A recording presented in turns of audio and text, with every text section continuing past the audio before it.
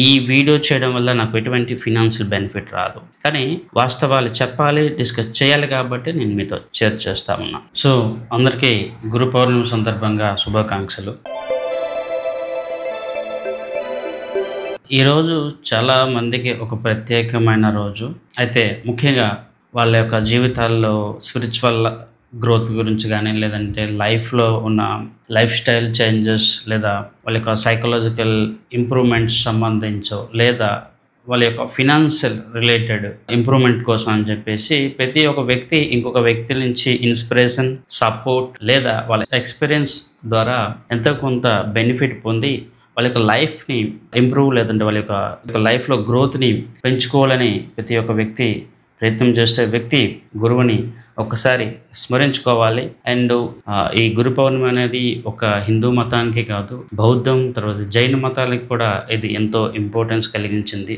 Of course అక్కడ spiritual సంబంధించి ఒక గురువు యొక్క ఇంపార్టెన్స్ని అక్కడ మనకు తెలియజేసింది. అయితే ఈరోజు ఈ వీడియో చేయడంలో నా యొక్క ముఖ్య ఉద్దేశం చాలా ఓపెన్గా చెప్తాను. రీసెంట్ టైంలో గురువు యొక్క ఇంపార్టెన్స్ అనేది చాలా వరకు మన సొసైటీలో తగ్గిపోతూ ఉంది. మరీ ముఖ్యంగా విపరీతమైన మానసిక ఛాలెంజెస్ లేదా మానసిక రోగాలు కారణంగా మనుషుల్లో రిలేషన్స్ లేదా రెస్పెక్ట్ లేదా కృతజ్ఞత భావం లాంటి పదాలు మన సొసైటీలో చాలా వరకు తగ్గిపోతూ ఉన్నాయి. వాటిలో ముఖ్యంగా మనం చెప్పవలసింది గురు శిష్యుల సంబంధం, లేదా ఈ పరంపర ఏదైతే ఉందో దాంట్లో ఉన్న కొన్ని ముఖ్యమైన లోపాలు ఇప్పుడు సొసైటీలో మనకి చాలా క్లియర్గా కనిపిస్తూ ఉన్నాయి. నేను ఈ మొత్తం వీడియోని 3 భాగాలుగా మీకు తెలియజేయదలుచుకున్నాను. 1 స్పిరిచువల్ వేలో, 2 సోషల్ థింగ్ బేస్డ్గా, 3 ఫినాన్షియల్ లేదా ఎకనామికల్ రిలేటెడ్ కంటెంట్ బేస్డ్గా కూడా నేను దీన్ని అన్వయించుకుని మీ ముందుకు రిప్రజెంట్ చేస్తాను. అయితే నేను ఇదివరకు చెప్పినట్టుగా ఇక్కడ ఒక ఇంపార్టెంట్ పాయింట్ బేస్డ్ గురించే నేను ఈ వీడియో తయారు చేశాను.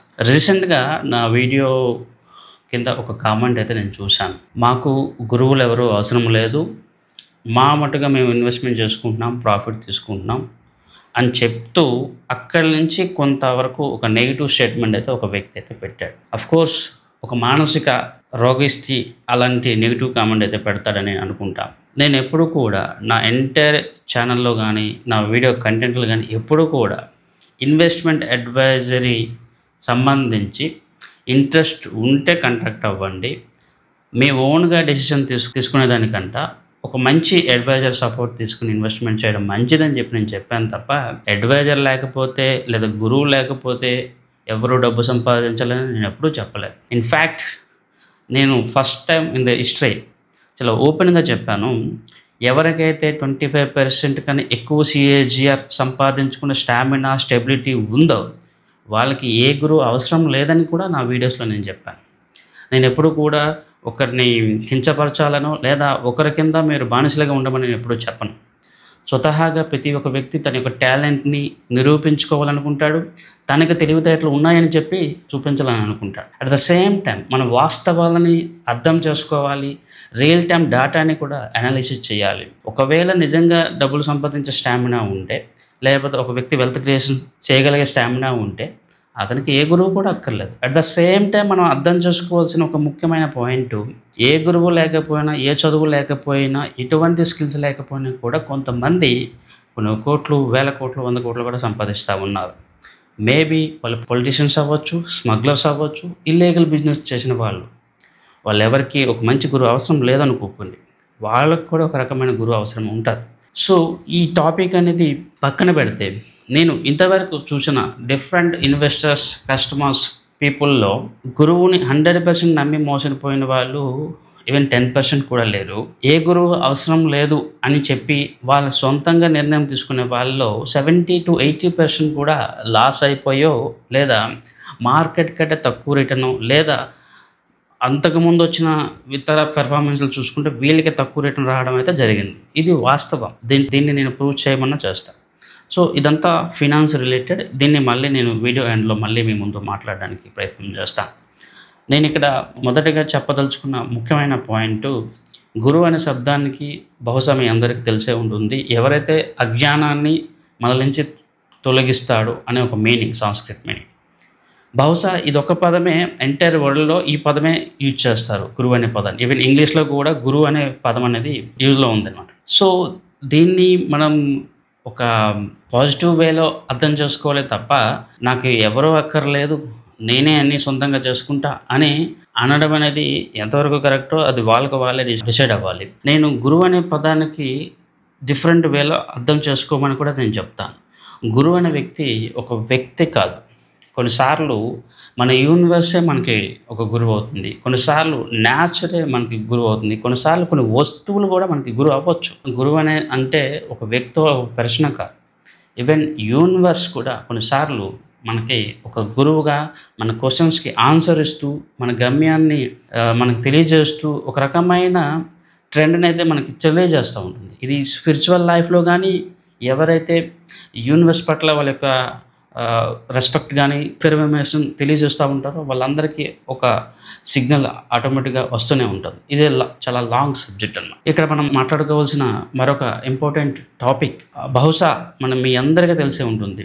ఛత్రపతి శివాజీ గాని, లేదా ప్రపంచ ప్రసిద్ధి స్టాక్ ఇన్వెస్టర్ అయిన వారెన్ బఫెట్ యొక్క గురువు బెంజమిన్ గ్రహం కానీ, లేదా ఇండియాలో బిగ్ బుల్ అయిన రాకేష్ జుంజునవాలా యొక్క గురువు రాధాకృష్ణ దమానీ కానీ, ఇలా చెప్పుకుంటూ పోతే ఈవెన్ మన రిలీజన్ పరంగా శ్రీకృష్ణుని యొక్క గురువు సాందీపని ముని కానీ, ఈవెన్ మనకు ఎంతో ఇష్టమైన స్వామి వివేకానంద గురువు రామకృష్ణ పరమహంస కానీ, ప్రతి ఒక్క వ్యక్తికి ఒక గురువు అనే వ్యక్తి చాలా చాలా ఇంపార్టెంట్. గురువు లేకుండా ఏ వ్యక్తి కూడా వాళ్ళ యొక్క స్పిరిచువల్ లైఫ్లో లేక వాళ్ళ యొక్క జ్ఞానాన్ని సంపాదించలేదు.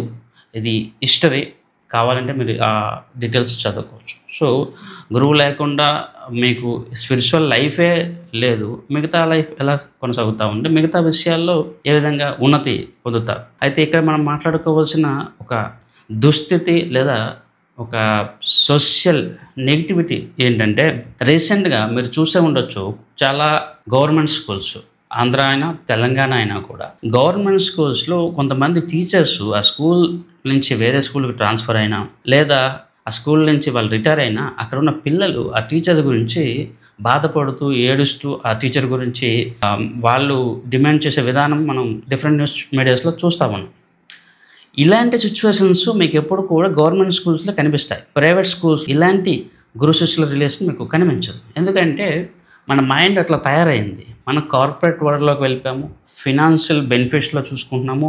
మన బెనిఫిట్ మనం చూసుకుంటున్నాము. మనం కాంపిటీషన్ పేరు చెప్పి మనం ఒక ట్రెండ్లోకి వెళ్ళిపోతుంది తప్ప, ఈ ఎథిక్స్, రెస్పాన్సిబిలిటీస్, రెస్పెక్ట్ అనేవి మన నుంచి దూరం అయిపోతూ ఉన్నాయి. ఎంతవరకు ఏదో ఒక స్కూల్లో జాయిన్ అయ్యారు, ఏదో ఒక జాబ్కి ప్రిపేర్ అయ్యారు, జాబ్ తీసుకున్నామా, కోట్లు సంపాదించామా, లైఫ్ ఇది అయిపోయింది, ఎంజాయ్ చేసామా, చచ్చిపోయామా, ఇంతవరకు వీళ్ళందరూ ఆలోచన ధోరణి ఉంది తప్ప, హ్యూమన్ రిలేషన్స్, హ్యూమన్ వాల్యూ అనేది మన ఎడ్యుకేషన్ సిస్టంలో లేదు, మన పేరెంట్ ఎడ్యుకేషన్లో లేదు, ఈవెన్ మన సొసైటీలో లేదు.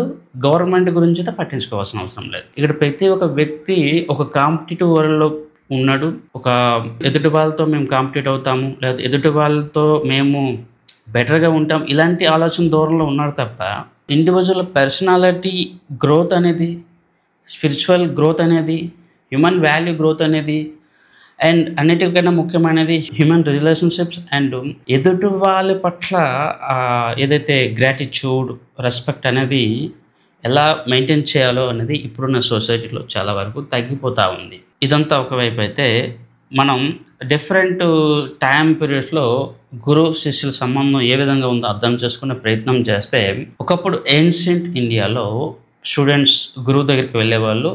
అక్కడ కొంత టైం వరకు ఆ గురువు అండర్లోనే వాళ్ళ యొక్క ఎడ్యుకేషన్ కంప్లీట్ చేసేవాళ్ళు. ఇక్కడ మీరు తెలుసుకోవాల్సిన ఒక ఇంపార్టెంట్ లాజికల్ థింగ్ మనం అర్థం చేసుకుంటే, కొన్ని స్టోరీస్ కానీ కొన్ని మూవీస్ చూస్తే మీకు అర్థమవుతుంది, ఈ గురువు అనే వ్యక్తి అందరు స్టూడెంట్స్ని యాక్సెప్ట్ చేయడు. కోర్స్ దీనిలో కొన్ని కమ్యూనల్ ఇష్యూస్ కూడా ఉన్నాయి, కానీ వాస్తవానికి కొన్ని లాజిక్లు మనం అర్థం చేసుకుంటే, కొన్ని స్టోరీస్ మనం అర్థం చేసుకుంటే, గురువు అనే వ్యక్తి కేవలము లిమిటెడ్ ఎలిజిబుల్ పీపుల్, ఎవరికైతే అర్హత ఉందో అలాంటి వ్యక్తులకే మీకు తన యొక్క నాలెడ్జ్ కానీ ఎడ్యుకేషన్ కానీ ఇవ్వడం జరిగేది. ఎస్పెషల్లీ కొన్ని మీరు సినిమాలు లైక్ ఏన్షియంట్ టైంలో వచ్చిన సినిమాలు మనకి చూస్తే, ఆ వ్యక్తికి ఒక స్టూడెంట్కి కొన్ని పరీక్షలు పెడతాడు.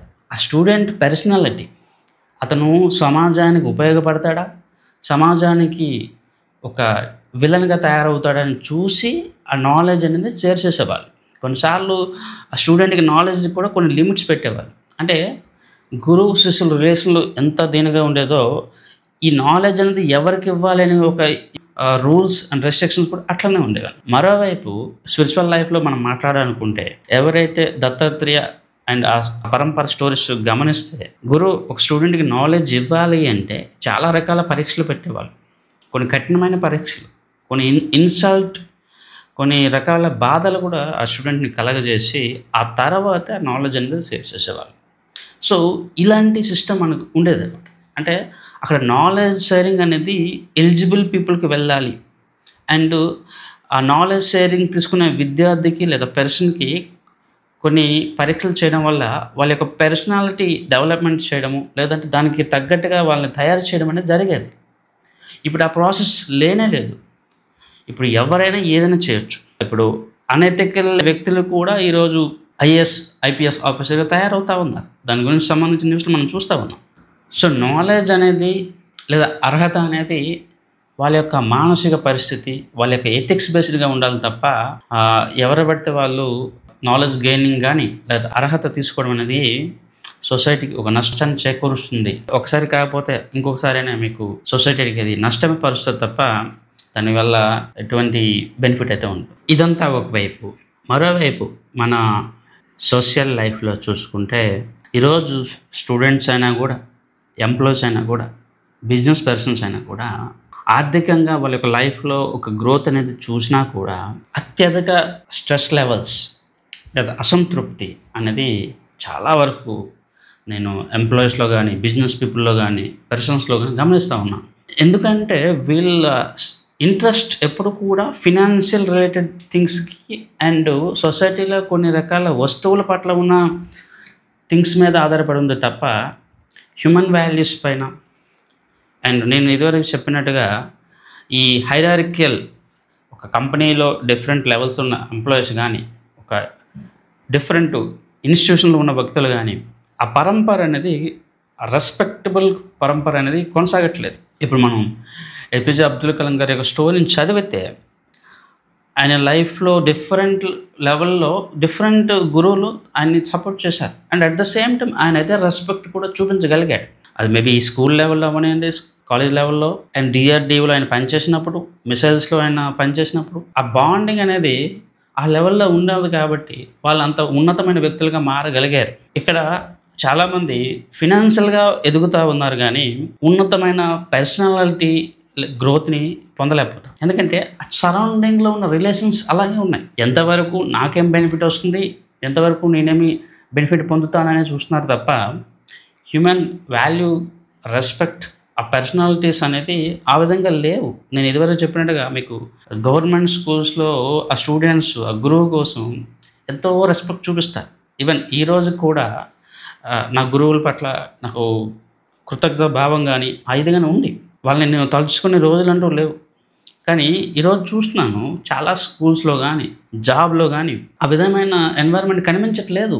ఎంతవరకు ఆ టెంపరరీ బెనిఫిట్స్ చూస్తూ ఉన్నారు, కంపెనీల్లో వాళ్ళ యొక్క శాలరీస్ వీళ్ళు చూస్తూ ఉన్నారు, అండ్ విద్యార్థులు వీళ్ళ యొక్క మార్కుల గురించి వీళ్ళు ఆలోచిస్తున్నారు, జాబుల గురించి వీళ్ళు ఆలోచిస్తూ ఉన్నారు. ఇవన్నీ చూస్తున్నారు తప్ప వాళ్ళ లైఫ్లో వచ్చిన వ్యక్తులు, వాళ్ళ పర్సనాలిటీస్ అండ్ ఆ పర్సనాలిటీ నుంచి మనం ఏం నేర్చుకోవాలి అండ్ మనం వాళ్ళ పట్ల ఏ విధంగా ఉండాలనే ఒక ఆలోచన చాలామందికి ఉండట్లేదు. సో ఇదంతా మనం క్వశ్చన్ చేసుకోవాల్సిన అవసరం ఎంతైనా ఉంది. ఎందుకంటే రాను రాను మన హ్యూమన్స్ అనేది రోబోట్స్ కన్నా హీనంగా ఒక మెషిన్స్ లాగా తయారవుతా ఉన్నాం. కేవలం డబ్బు లేదా కాంపిటీషన్, ఈ రెండు పదాలతోనే మన లైఫ్ అనేది గడిచిపోతా ఉంది. మరోవైపు కొంతమంది నమ్మిన నమ్మకపోయినా ఆ స్టోరీ పక్కన పెడితే కొంతమందికి నమ్మకం అనేది 100% ఉండదు. టెంపరీ డీటెయిల్స్ కోసమో, టెంపరీ నాలెడ్జ్ కోసమో యాక్సెప్ట్ చేసే వ్యక్తులు ఆ గురువుని 100% యాక్సెప్ట్ చేయలేరు. ఎప్పుడైనా ఒక వ్యక్తిని మీరు నమ్మితే 100% నమ్మాలి. అండ్ రెస్పెక్ట్ లేదా రిలేషన్ అనేది కూడా లాంగ్ టైమ్ ఉండాలి. నేను ఇదివరకు చెప్పినట్టుగా స్వామి వివేకానంద, రామకృష్ణ పరమహంస లేదా ఛత్రపతి శివాజీ, ఇలా ఎవరి స్టోరీస్ చూసుకున్నా కూడా, ఈవెన్ మనకి ఎంతో పాపులర్ స్టోరీ అయిన చంద్రగుప్త మౌర్య, అర్థశాస్త్ర రచయిత అయిన కౌటిల్యుడు, వీళ్ళు ఒక ఉన్నతమైన స్థానానికి పొందడానికి మెయిన్ కారణం ఆ గురువు పట్ల 100% కాన్ఫిడెంట్గా ఉండి అండ్ ఆ రెస్పెక్ట్ని క్యారీ ఆన్ చేశారు. ఈరోజు చూస్తే స్పిరిచువల్ లైఫ్లోన, సోషల్ లైఫ్లోన, ఫినాన్షియల్ లైఫ్లోన ఎక్కడ కూడా గురువు శిష్యుల బంధం ఈ స్థాయిలో ఉండడం అనేది అంత ఈజీ కాదు. మరోవైపు కొంతమంది గురువుని అసలు రెస్పెక్ట్ ఇవ్వని సందర్భాలు, రెస్పెక్ట్ కంటిన్యూ చేయని సందర్భాలు చూస్తే, ఇంకొంతమంది ఫేక్ గురువుల్ని, ఫేక్ బాబాల్ని, అలాంటి వాళ్ళని నమ్మి వాళ్ళు దేవుళ్ళని కొంతమంది, వాళ్ళే హీరోలని కొంతమంది, అల్టిమేట్ అని చెప్పి డిఫరెంట్ సినారీలో ఫేక్ గురువుస్ని నమ్మే సిచ్యువేషన్స్, స్టోరీస్ కూడా మనం చూస్తాం. So there are certain things, certain norms ఉన్నాయి. స్పిరిచువల్ లైఫ్లో అయినా కూడా గురువు రోల్ అనేది ఒక నిమిత్తం మాత్రమే. ఫినాన్షియల్ అయినా కూడా గురువు పాత్ర అనేది ఒక నిమిత్తమైనది.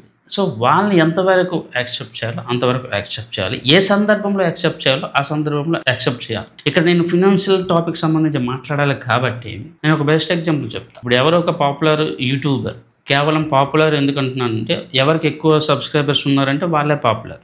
వాళ్ళు చెప్పింది రైట్ ఆర్ రాంగ్ అనేది పక్కన పెడితే అక్కడ ఉన్న సబ్స్క్రైబర్ బట్టి వాళ్ళు జడ్జిమెంట్ చేసేస్తున్నారు. అలా ఉన్న యూట్యూబరు ఒక క్రిప్టో కరెన్సీయో లేదా ఒక ఆప్షన్ ట్రేడింగో లేదా కొన్ని రకమైన స్వార్థపూరితమైన రికమెండేషన్స్ ఇస్తే ఈ ఆడియన్స్ వాళ్ళే ఒక గొప్ప గురువుల కింద కన్సిడరేషన్ చేస్తూ ఉన్నారు. మరోవైపు కొంతమంది జెన్యున్గా అడ్వైజ్ చేసినా, జెన్యున్గా సలహా ఇవ్వాలనుకుంటే వీళ్ళకి అంగీకరించడానికి ఆ ఇంట్రెస్ట్ కలగట్లేదు. ఇప్పుడు నా దగ్గరికి చాలామంది వస్తారు, మేము ఇంట్రాడే ట్రేడింగ్ చేస్తాము, ఆప్షన్ ట్రేడింగ్ చేస్తాము, లేదా మేము క్రిప్టోస్లో ఇన్వెస్ట్మెంట్ చేస్తామని చెప్తే నేను స్ట్రైట్ అవే చెప్తాను, అవి ఏవి కరెక్ట్ కాదని చెప్తాను. ఆ మాట అంటే వాళ్ళకి చాలా బాధ కలుగుతుంది. అక్కడితో వాళ్ళు ఎటువంటి ఇంప్రెషన్ రాకుండా వెళ్ళిపోతారు. కానీ నేను చెప్పిన మంచి ఉద్దేశాన్ని వాళ్ళు యాక్సెప్ట్ చేయలేరు. అదేవిధంగా మనం డిఫరెంట్ ప్రోడక్ట్ల గురించి కూడా మాట్లాడుకోవచ్చు. అండ్ నేను ఇదివరకు చెప్పినట్టుగా అసలు గురువు అవసరం లేదు అంటే అవసరం లేదు. ఎందుకంటే మీకు ఒకవేళ 25% సిఏజిఆర్ అనేది సాధించే స్టామినా ఉంటే గత 5 సంవత్సరాలు 10 సంవత్సరాల్లో మీ సిఏజిఆర్ గ్రోత్ రిటర్న్ అనేది 25% కన్నా ఎక్కువగా ఉంటే ఏ గురువు కూడా అవసరం లేదు. ఫినాన్షియల్ సబ్జెక్ట్లో ఏ గురువు కూడా అవసరం లేదు. కానీ 25% కన్నా తక్కువ సిఏజిఆర్ ఉంటే గురువు అనే వ్యక్తి తీసుకోవడంలో తప్పు లేదు, సిగ్గుపడవలసిన అవసరం లేదు. దాంట్లో నేను ఎటువంటి ఎమోషనల్ థింగ్స్ నేను మాట్లాడాను. కానీ స్పిరిచువల్ లైఫ్, సోషల్ లైఫ్లో మాత్రం గురువు అనే వ్యక్తి కంపల్సరీ కావాలి. గురువు లేకుండా మన యొక్క పర్సనాలిటీ డెవలప్మెంట్ కానీ, మన స్పిరిచువల్ డెవలప్మెంట్ కానీ గ్రోత్ అవుతుందంటే నేనైతే నమ్మను. మీరు ఫినాన్షియల్ వాటిల్లో మీ సొంత నిర్ణయాలు తీసుకోవచ్చు, లేదా మీకు నచ్చినవి మీరు చేసుకోవచ్చు. కానీ spiritual life and individual personality growth గురించి మనం మాట్లాడితే ఎట్టి పరిస్థితుల్లో ఒక మంచి గురువుని కలిగి ఉండడంలో తప్పులేదు, దానికి సిగ్గుపడవలసిన అవసరం లేనే లేదు.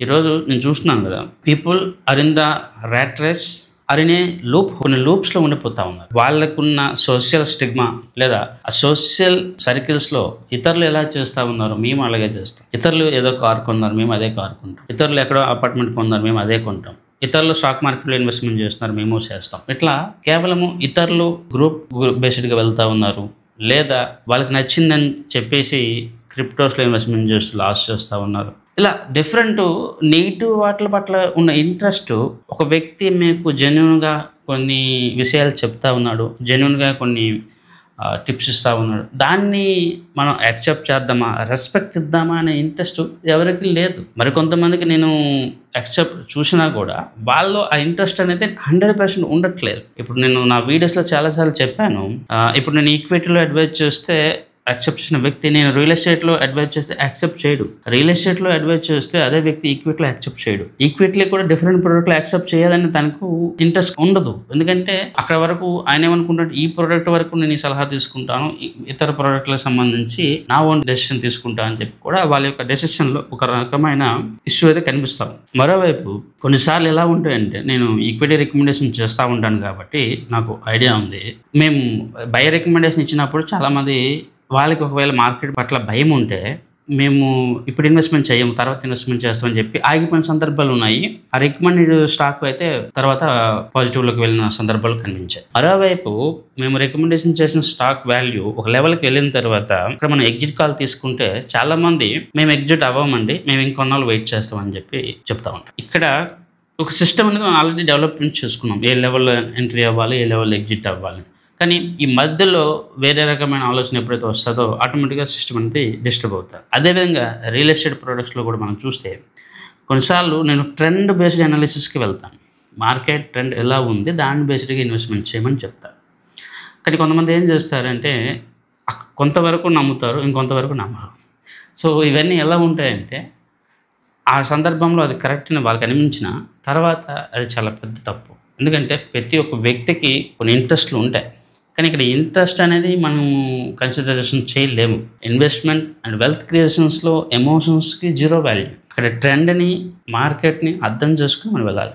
సో ఇదంతా ఎందుకు చెప్తా ఉన్నానంటే ఒక వ్యక్తిని మీరు నమ్మారంటే దాన్ని మీరు అట్లా క్యారీ ఆన్ చేయండి. ఇంకా దెర్ ఈజ్ నో డౌట్, అందులో ఇంకా డౌట్ చేయవలసిన అవసరం లేదు. మరోవైపు నేను ఇదివరకు చెప్పినట్టుగా మీకు ఒకవేళ 25% కన్నా ఎక్కువ సిఎస్జిఆర్ ఇదివరకు వచ్చి ఉంటాయి 5 years 10 years, లాస్ట్ 2 years కాదు 5 years 10 years లోపు మీకు ఒకవేళ 25% సిఏజిఆర్ కామన్గా వచ్చిన గ్రోత్ రేట్ని అనుకోండి, లేదా యావరేజ్ రేట్ను అనుకోండి, లేదా రిటర్న్ ఆన్ ఇన్వెస్ట్మెంట్ అనుకోండి. But my the thing yearly 25% కానీ ఎక్కువ రేట్ను వచ్చి ఉంటే ఏ గురువు కూడా అవసరం లేదు. ఇదంతా మీకు మీరే బెస్ట్ గురువు. మీరు మార్కెట్లో అందరికన్నా టాప్.